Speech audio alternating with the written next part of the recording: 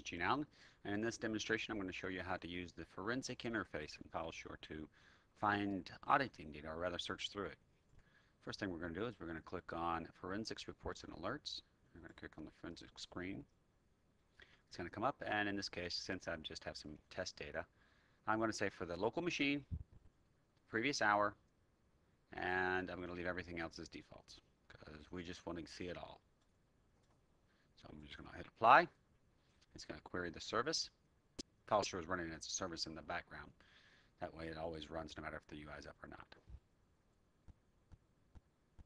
And we only found 23 records out of the entire data store in the past hour. And here they are. Now this is when the actual audit, when the access happened. Here's the file that was accessed, what the operation was, who did it. And if you expand it out, it tells you that it was open for read, and that the program used was explorer.exe. Sometimes you'll see a file that's opened by two different programs.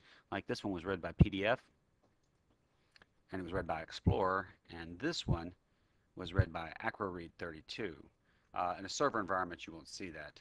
Now, let's say, for instance, that you wanted to you're only interested in some of it. So just type in, and this is a content filter. You can have all sorts of options, like this one's just contains. So we're just going to say contains PDF.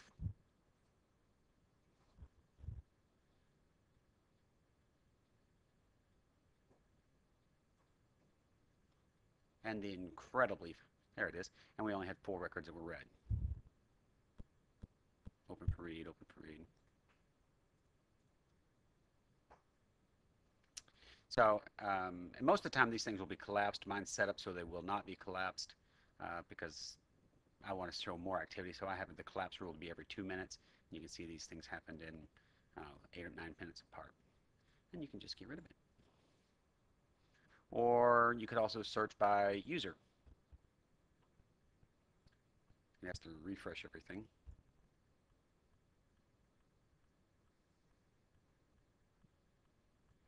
And since we only have one user, that's really not going to help us much. But if you had multiple users, you could, it's the same sort of rule as we have with the others. And if you want to use you can export this data to Excel, or you can just do a quick print. And if you actually want to export it to something else, that's CSV, HTML, XML, XLS, and MDB formats are supported. And that's a quick on how to do it. Some of the other filters which are kind of nice is these. You can filter by operation that you're looking for, even what program you want, only ones you're interested in. This is only going to be filled in by a workstation rule. And if you want to talk about folders and where they are and stuff like that.